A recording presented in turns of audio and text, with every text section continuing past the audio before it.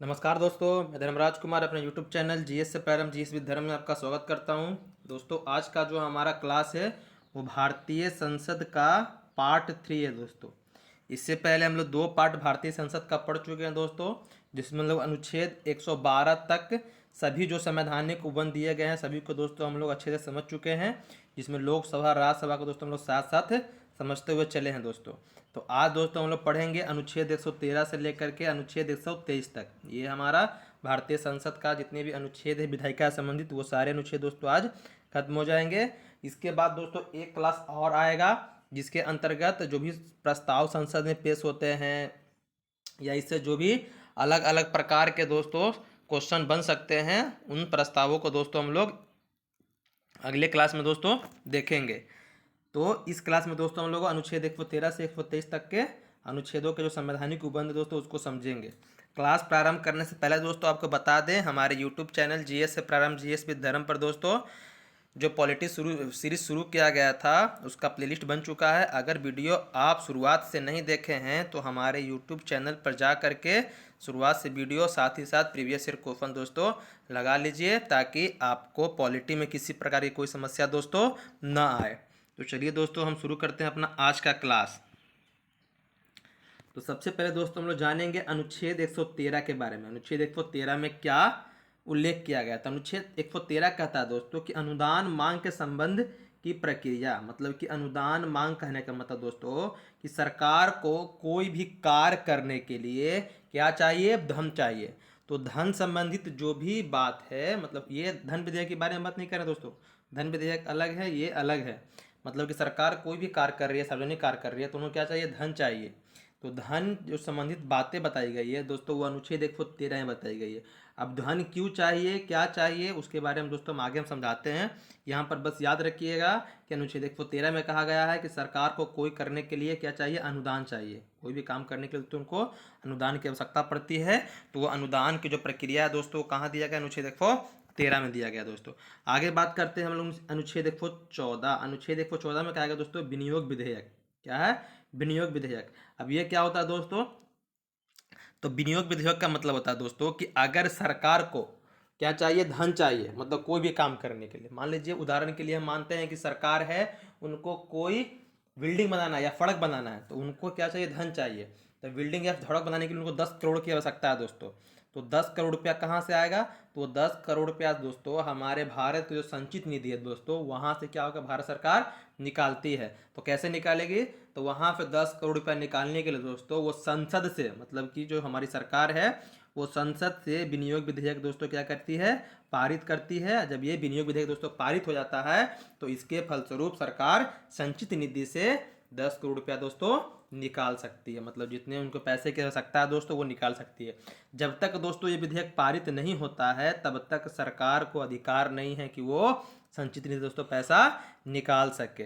यही भी बताया अभी आपको कि अनुच्छेद 113 में जो बताया गया था कि धन की चर्चा करनी है कोई भी काम करने के लिए, और जितना भी धन की आवश्यकता है दोस्तों सरकार उतना ही धन निकाल सकती है। मान लीजिए सड़क बनाने के लिए 10 करोड़ चाहिए तो वो 10 करोड़ रुपया ही निकाल सकती है। यानी कि सड़क बनाने के लिए 10 करोड़ का फंड है और सरकार 15 करोड़ निकालेगी, ऐसा दोस्तों नहीं है। इसीलिए कहा भी जाता है कि जो हमारे राष्ट्रीय धन का जो संरक्षक होता है, संरक्षक होता है वो कौन होता है दोस्तों, वो संसद होता है। क्योंकि बिना संसद की अनुमति के सरकार धन नहीं निकाल सकती है दोस्तों संचित निधि से। अब बात आता है दोस्तों ये संचित निधि क्या है। तो आगे दोस्तों हम लोग पढ़ेंगे संचित निधि के बारे में और आकस्मिक निधि के बारे में। मतलब हमारे भारतीय संविधान में 2 प्रकार के निधि का उल्लेख किया गया दोस्तों। एक आपका संचित निधि, संचित निधि के बारे में उल्लेख किया गया है जो अनुच्छेद दोस्तों 266 में है आपका।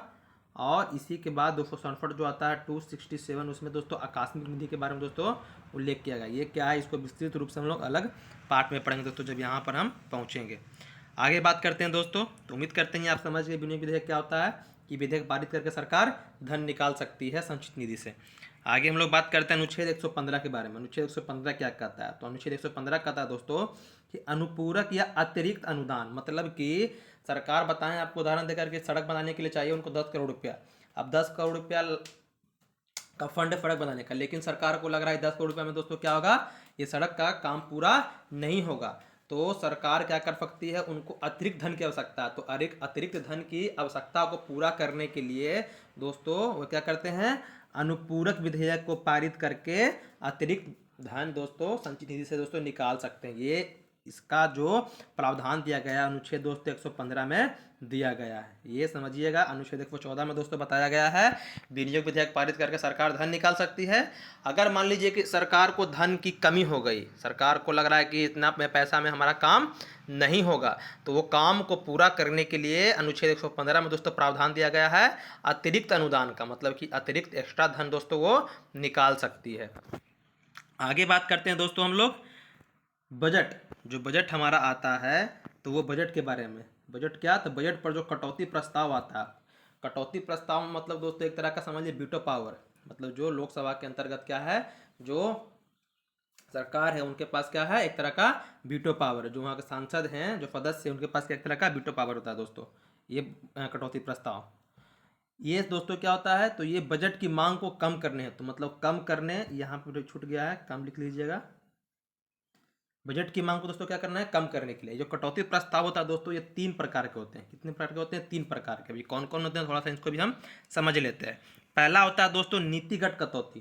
पहला क्या होता है, नीतिगत कटौती। इसमें क्या होता है, बजट को दोस्तों अस्वीकार कर दिया जाता है। अस्वीकार करने के फलस्वरूप दोस्तों अनुदान के रूप में 1 रुपया दिया जाता है, मतलब कि अपनी सहमति जाहिर करते हैं जो संसद में जो सदस्य लोग होते हैं बजट को लेकर के यहाँ पर, और अनुदान के रूप में क्या करते हैं, 1 रुपया वो देते हैं। दूसरा दोस्तों आर्थिक कटौती। दूसरा क्या है, आर्थिक कटौती, जिसको हम लोग अर्थव्यवस्था कटौती भी दोस्तों कहते हैं। यहाँ बजट के कुछ भाग को दोस्तों कम कर दिया जाता है। इनमें जो बजट में जो भी भाग शामिल किए जाते हैं तो उसमें क्या होता है, कुछ भाग को दोस्तों यहाँ पर कम कर दिया जाता है। आगे बात करते हैं, तीसरा जो है दोस्तों आपका टोकन, टोकन या सांकेतिक कटौती। ये क्या होता है, तो ये बजट पर दोस्तों असहमति जाहिर की जाती है, मतलब कि सदस्यों द्वारा बजट पर क्या होता है, असहमति अपनी जाहिर करते हैं, और बजट में फिर दोस्तों क्या करते हैं, वो 100 रुपया दोस्तों काट लेते हैं, मतलब कि बजट में से वो 100 रुपया की कटौती दोस्तों करते हैं, जिसे हम लोग टोकन या सांकेतिक कटौती कहते हैं। ये तीनों आप कटौती याद रखिएगा, कौन कौन, नीतिगत कटौती, आर्थिक कटौती या अर्थगत कटौती बोलते हैं उसको, और टोकन या सांकेतिक कटौती। आगे बात करते हैं दोस्तों हम लोग अनुच्छेद 116 के बारे में। अनुच्छेद 116 क्या है, अनुच्छेद 116 में दोस्तों लेखानुदान या असाधारण अनुदान के बारे में क्या गया है। अब ये दोस्तों लेखानुदान क्या होता है, कभी कभी क्या होता है दोस्तों, सरकार को तत्काल धन की आवश्यकता पड़ती है, मतलब तुरंत धन की क्या है उनको जरूरत है दोस्तों। अब धन तो दोस्तों बजट पास करने के फलस्वरूप होता है, मतलब नियमित रूप से ही बजट पास होता है, लेकिन सरकार को लग रहा है कि नहीं हमको इमीडिएट रूप से क्या क्या चाहिए, हमको धन चाहिए, तो वो लेखानुदान विधेयक पारित करके अग्रिम धन को दोस्तों क्या करते हैं, निकाल सकते हैं। अब ये स्थिति कब आती है दोस्तों, तो ये स्थिति दोस्तों आती है चुनावी जो साल होता है उसमें। तो चुनावी साल में दोस्तों या तो सरकार अंतरिम बजट पास करती है, क्या करती है, या तो सरकार क्या करेगी, अंतरिम बजट पास करेगी, नहीं तो लेखानुदान जो विधेयक होता है उसको जारी करके दोस्तों क्या करती है, वो धन निकालती है। तो इसको भी ध्यान में रखिएगा। अनुच्छेद 116 में क्या है, जब सरकार को तत्काल धन की आवश्यकता पड़ती है तो वो लेखानुदान विधेयक पारित करके धन संचित निधि से दोस्तों निकाल सकती है। आगे दोस्तों हम लोग बात करते हैं अनुच्छेद 117 के बारे में। अनुच्छेद 117, अनुच्छेद 117 में क्या कहा गया है, तो अनुच्छेद 117 में दोस्तों कहा गया है वित्त विधेयक के प्रावधान के बारे में बताया गया है। जिस तरह से हम लोग अनुच्छेद 110 में देखें धन विधेयक के बारे में, तो धन विधेयक के बारे में दोस्तों सिर्फ हम लोग धन के बारे में चर्चा की है, धन से संबंधित जो भी बातें थी उससे, लेकिन यहाँ पर धन के साथ साथ दोस्तों धन कहाँ से आएगा, धन कहाँ पर खर्च होगा दोस्तों, यहाँ पर हम लोग वही पढ़ते हैं दोस्तों। वित्त विधेयक में दोस्तों हम लोग धन और उसके व्यय के बारे में दोस्तों अध्ययन करते हैं। तो यहाँ पर दोस्तों हम लोग 2 अनुच्छेदों को देखेंगे। 117 के अंतर्गत दोस्तों क्या करेंगे, हम लोग 2 अनुच्छेदों को देखेंगे। पहला दोस्तों जो अनुच्छेद है, अनुच्छेद 117(1), इसमें कहा गया दोस्तों कि इसके संबंध में अनुच्छेद 110 में उल्लेखित विषयों से है, मतलब कि 110 में जिस तरह से उल्लेख किया गया है धन विधेयक का, तो दोस्तों बिल्कुल उसी तरह से जो अनुच्छेद 117 में दोस्तों उसी तरह से यहाँ भी किया गया, मतलब कि इसमें जो भी विधेयक होंगे 117 के अंतर्गत 1 में दोस्तों 117 के 1 के अंतर्गत वो दोस्तों क्या होंगे, वित्त विधेयक ही होंगे, लेकिन उसको संसद में पेश करने से पहले राष्ट्रपति की पूर्व अनुमति लेनी पड़ेगी दोस्तों, और वो केवल और केवल कहाँ पेश होगा, तो लोकसभा में दोस्तों पेश होगा। राज्यसभा का मतलब इसमें कोई योगदान दोस्तों नहीं होगा।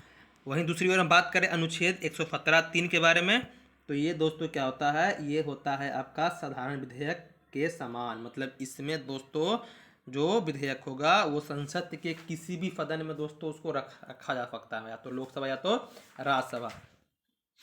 लेकिन यहाँ पर भी आपको याद रखना है, यहाँ पर क्या, यहाँ पर एक मिनट, हाँ, यहाँ पर दोस्तों कि इस विधेयक के अधिनियमित होने पर भारत की संचित निधि से व्यय होगा तो राष्ट्रपति के सिफारिश के बिना संसद से नहीं पारित होगा। मतलब कि भले ही क्या है ये दोस्तों फलाना विधेयक के समान है, लेकिन लग रहा है कि इस विधेयक को पारित होने के फलस्वरूप क्या होगा, हमारी जो निधि है, हमारी जो भारतीय संसद की संचित निधि, हमारे भारतीय संविधान की जो संचित निधि है, वहाँ पे क्या होगा, धन खर्च होगा दोस्तों।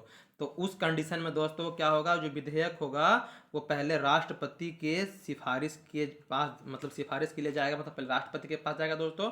उसके बाद आप संविधान, जो संसद है, संसद किसी भी दोस्तों पटल पर आप रख सकते हैं, या तो आप लोकसभा पे या तो राज्यसभा पे, दोनों दोस्तों याद रखिए। 117 एक और 117 3। आगे दोस्तों हम लोग बात करते हैं अनुच्छेद 118 के बारे में।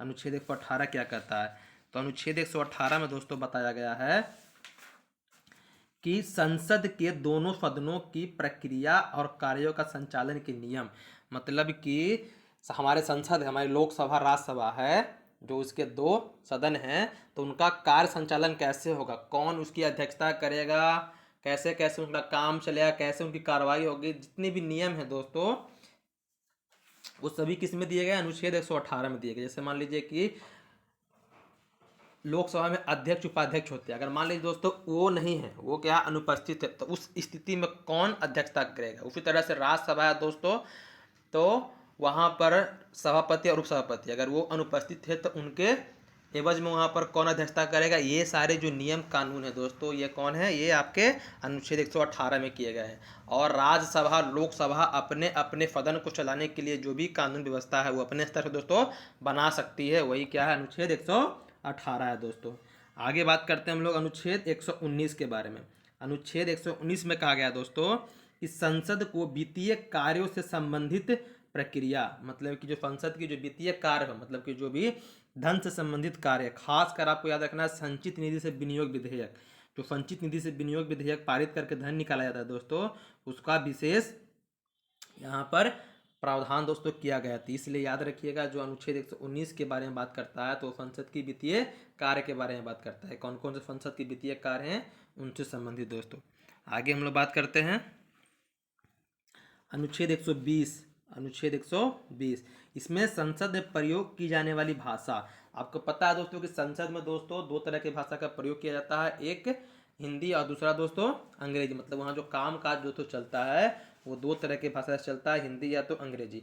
अगर मान लीजिए कोई वहाँ पर जो सदस्य हैं वो तो ना तो हिंदी में परिपूर्ण है ना ही वो इंग्लिश परिपूर्ण है, तब वो अध्यक्ष, मतलब जो अध्यक्ष महोदय होते हैं, जो पीठासीन अधिकारी होते हैं, उनकी सहमति से, मतलब उनकी अनुमति से वो अपने जो क्षेत्रीय लैंग्वेज है, मतलब जो क्षेत्रीय भाषा है या मातृभाषा है दोस्तों, उसमें अपने वक्तव्य को दोस्तों वो रख सकते हैं। ये अनुच्छेद 120 में ये प्रावधान दोस्तों किया गया है, इसको ध्यान रखिएगा। आगे हम लोग बात करते हैं अनुच्छेद 121 के बारे में। अनुच्छेद 121 में कहा गया दोस्तों कि संसद में सुप्रीम कोर्ट या हाई कोर्ट, मतलब कि उच्चतम न्यायालय या उच्च न्यायालय के किसी न्यायाधीश के आचरण पर चर्चा नहीं किया सकती है। मतलब कि हमारे सुप्रीम कोर्ट के जो न्यायाधीश होते हैं, हाई कोर्ट के न्यायाधीश होते हैं, तो उनसे संबंधित, मतलब उनके आचरण को लेकर, उनके चरित्र को लेकर के दोस्तों किसी प्रकार का चर्चा भारतीय संसद में दोस्तों नहीं होगी। किंतु यहाँ ये भी याद रखना है, अगर उन्हें हटाने का जब प्रस्ताव आता है तो उस पर दोस्तों चर्चा हो सकती है। बेवजह उन पर, उनके आचरण को लेकर दोस्तों चर्चा नहीं होगी, किंतु जब उनके हटाने की बात आएगी, मतलब उनको पद से हटाने की बात आएगी, तब वहाँ पर संसद में दोस्तों चर्चाएं हो सकती है। इसको ध्यान रखिएगा अनुच्छेद 121 में क्या है। आगे बात करते हैं दोस्तों अनुच्छेद 122 के बारे में। अनुच्छेद 122 में कहा गया दोस्तों कि न्यायालय, मतलब कि जो कोर्ट है, मतलब या उच्च न्यायालय हो या उच्चतम न्यायालय हो या हाई कोर्ट हो या सुप्रीम कोर्ट हो, तो संसद की कार्यवाही में दखल नहीं कर सकते। मतलब कि जो कोर्ट है, न्यायालय है दोस्तों, तो वो बिना मतलब कि जो संसदीय कार्रवाई चल रही है तो उसमें क्या कर सकती है दोस्तों, वो दखल नहीं दे सकती है। दखल कहाँ देगी, जब संसद द्वारा कोई भी विधेयक पारित कर दिया जाता है राष्ट्रपति के सहमति के फलस्वरूप, वो जब अधिनियम बन जाता है तब वो अधिनियम को समीक्षा करने के लिए वहाँ पर वो दखल दे सकती है। लेकिन दोस्तों संसद की जो कार्रवाई चल रही है वहाँ पर न्यायालय किसी प्रकार का दखल अंदाजी दोस्तों नहीं कर सकती है। अनुच्छेद 122 में ये उल्लेख किया गया है।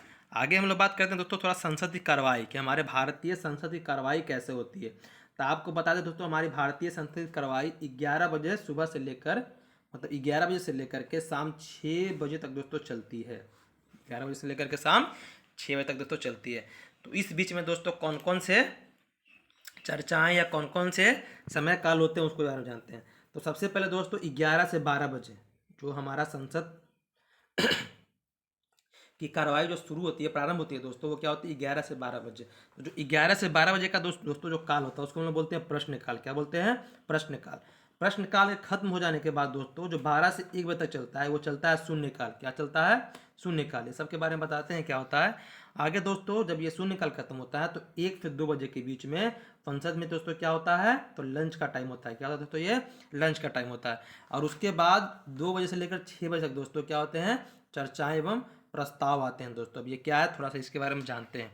तो पहले बताएं, आपको क्या बताएं कि 11 से 12 तक क्या चलते हैं, तो प्रश्नकाल, मतलब हमारी संसद की कार्रवाई प्रश्नकाल से दोस्तों प्रारंभ होती है और चर्चा एवं प्रस्ताव दोस्तों क्या होती है, खत्म होती है। अब ये प्रश्नकाल क्या होता है, तो प्रश्नकाल का मतलब होता है दोस्तों कि इसमें प्रश्न किया जाता है। प्रश्न करने के लिए आपको क्या करना है, पूर्व सूचना देना है। मतलब कि पहले से क्या करना है दोस्तों, सूचना देना। कितने दिन पहले, तो 10 दिन पहले। और आप कितने तरह के प्रश्न पूछ सकते हैं, तो यहाँ पर दोस्तों 4 तरह के प्रश्न पूछ सकते हैं। पहला होता है तारांकित, जिसमें क्या करता है, ओरल प्रश्न किया जाता है। मतलब कि मौखिक रूप से क्या होता है उसमें दोस्तों उत्तर दिया जाता है। मतलब कि आप प्रश्न किए, संसद में प्रश्न किए, तो उसका उत्तर क्या मिलेगा आपको, मौखिक रूप से मिलेगा। और एक दिन में आप तारांकित 20 प्रश्नों को दोस्तों पूछ सकते हैं। एक सदस्य मैक्सिमम 5 प्रश्न पूछ सकता है। मतलब एक जो मेंबर होता है दोस्तों 5 से ज़्यादा सवाल नहीं कर सकता है। तारांकित प्रश्नों एक दिन में आप 20 पूछ सकते हैं, ये ध्यान रखिए। दूसरा होता है दोस्तों अतारांकित, मतलब इसका जो आंसर आपको चाहिए ये लिखित रूप में मिलता है। क्या मिलता है, ये लिखित रूप में मिलता है। और एक दिन में आप 230 प्रश्न पूछ सकते हैं अतारांकित, इसको भी ध्यान रखिएगा। आगे दोस्तों बात करें, तीसरा नंबर का है वो अल्प सूचना के प्रश्न होते हैं। जो अल्प सूचना के प्रश्न होते हैं, ये प्रश्न पूछने के लिए आपको 10 दिन पहले क्या होता है, सूचना देना पड़ता है, मतलब सूचित करना पड़ता है कि हमारे अल्प सूचना संबंधित प्रश्न है। आगे है दोस्तों क्या है, तो ये तीनों जो देख रहे हैं, ये तीनों दोस्तों क्या होते हैं, मंत्रीगण पूछते हैं। मतलब जो मंत्रीगण होते हैं दोस्तों, जो संसद के सदस्य होते हैं, वो क्या करते हैं, ये सवाल करते हैं। जो तीसरे होते हैं दोस्तों, जो चौथा होता है, अंतिम होता है, वो गैर सरकारी सदस्य के प्रश्न। मतलब कि जो मंत्री नहीं है, जो मंत्री नहीं है वो क्या करते हैं, वो ये सवाल करते हैं। गैर सरकारी सदस्यों के प्रश्न भी दोस्तों होते हैं जो संसद में दोस्तों पूछे जाते हैं। 3 तारांकित अतारांकित अल्प सूचना हो गए जो मंत्रियों द्वारा पूछा जाता है। और चौथा गैर सरकारी, जिसको हम लोग निजी प्रश्न भी कहते हैं दोस्तों, इसको हम दूसरी भाषा में निजी प्रश्न के नाम से भी जानते हैं। आगे दोस्तों हम लोग बात करते हैं शून्यकाल के बारे में। ये शून्यकाल क्या होता है, तो शून्यकाल याद रखिएगा, संसद का जो 12 बजे से लेकर के 1 बजे का समय जो होता है दोस्तों, उसको क्या बोलते हैं हम लोग, शून्यकाल बोलते हैं।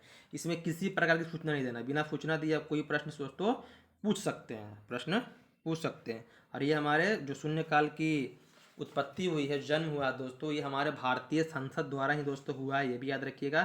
शून्यकाल की जो उत्पत्ति कब से शुरू हुई है, मतलब कब से प्रारंभ हुआ है, तो 1962 से हमारे भारतीय संसद द्वारा ही दोस्तों ये किया गया है, इसको भी ध्यान रखिएगा। आगे तो 1 से 2 बजे के बीच में लंच होता है दोस्तों। लंच के बाद 2 से 6 बजे तक जो चलता है आपका कार्रवाई, उसमें चर्चाएं एवं प्रस्ताव होते हैं। मतलब इसमें अलग अलग प्रकार के दोस्तों क्या आते हैं, प्रस्ताव आते हैं। यही प्रस्ताव को दोस्तों अगले क्लास में पढ़ाएंगे। यहाँ पर बताते हैं कौन कौन से प्रस्ताव, जैसे निंदा प्रस्ताव का नाम सुनेंगे, अविश्वास प्रस्ताव, विशेषाधिकार प्रस्ताव, भाषण प्रस्ताव होता है, आपका विश्वास प्रस्ताव होता है। इस तरह के प्रस्तावों को दोस्तों हम लोग आगे अगले क्लास में दोस्तों विस्तृत रूप से पढ़ेंगे। क्या होता है विश्वास प्रस्ताव, क्या होता है विश्वास प्रस्ताव, क्या होता है निंदा प्रस्ताव, धन्यवाद प्रस्ताव क्या होता है, ये सारी प्रस्ताव को दोस्तों हम लोग समझेंगे अगले क्लास में। तो उम्मीद करते हैं कि आपको संसद की कार्रवाई समझ में आ गई कैसे कैसे चलता है। आगे दोस्तों हम लोग आज का जो अंतिम अनुच्छेद है संसद का वो देख लेते हैं। क्या है अंतिम अनुच्छेद, ये राष्ट्रपति के अनुच्छेद से संबंधित है। राष्ट्रपति के पढ़ा रहे तो वहाँ पर ये अनुच्छेद हम बताए थे, अनुच्छेद 123 के बारे में, 1, 2, 3 के बारे में। तो इसमें राष्ट्रपति के अध्यादेश की शक्ति के बारे में बताया गया। मतलब कि अगर संसद क्या है दोस्तों बैठक में नहीं है, तो राष्ट्रपति को लग रहा है कि देश में कोई तत्काल कानून लागू करने की आवश्यकता है, तो राष्ट्रपति अनुच्छेद 1, 2, 3 का प्रयोग करके वो क्या कर सकता है, कानून दोस्तों बना सकता है। किंतु जब संसद का बैठक में दोस्तों आती है तो 6 सप्ताह के अंदर दोस्तों क्या करना पड़ता है, उसको संसद दोस्तों पारित करना पड़ता है। अगर वो संसद से पारित नहीं हो पाता है तो वो क्या होगा, अध्यादेश दोस्तों खत्म हो जाता है, ये भी ध्यान रखिएगा। तो राष्ट्रपति की जो अध्यादेश शक्ति है अनुच्छेद 1, 2, 3 में है, जो राष्ट्रपति अपने पावर का प्रयोग करके अध्यादेश दोस्तों जारी कर सकता है। तो बताइएगा दोस्तों कैसा लगा क्लास आपको। संसद का जो अनुच्छेद हम लोग शुरू किए थे 79 से लेकर के, 123 तक हम लोग कर लिए संसद दोस्तों। अगर क्लास दोस्तों बढ़िया लगा होगा तो अपने जो भी मित्रगण होंगे, जो छोटे भाई बंधु, बड़े भाई बंधु होंगे जो तैयारी कर रहे हैं, या जो भी 9, 10, 11, 12 पार्ट 1 पार्ट 2 में पढ़ रहे हैं दोस्तों, उनके लिए भी दोस्तों ये फ़ायदेमंद है अगर वो पॉलिटी का सब्जेक्ट उनका विषय में दोस्तों है, तो वहाँ पर ये क्लास देख करके वो भी कुछ फ़ायदा दोस्तों उठा सकते हैं। अगर अच्छा लगा दोस्तों तो अपने ग्रुप में शेयर कीजिएगा। अगर पीडीएफ आपको चाहिए तो हमारे टेलीग्राम चैनल पर दोस्तों जुड़ जाइएगा, जिसका लिंक डिस्क्रिप्शन बॉक्स में दोस्तों हम दे देते हैं। और जो अगला जो क्लास आएगा दोस्तों बता दिए, जो इसमें संबंधित जो भी विविध प्रकार के जो तथ्य हैं उसको हम लोग समझेंगे। और जो एक अंतिम जो टॉपिक आएगा, मतलब अंतिम जो इसका क्लास आएगा दोस्तों, वो प्रीवियस ईयर क्वेश्चन से आएगा, जो हम सभी प्रकार के प्रीवियस ईयर क्वेश्चन को देखेंगे, ताकि आपसे एक भी प्रश्न दोस्तों छूटे ना ही आपसे बाहर जाए दोस्तों। तो धन्यवाद दोस्तों।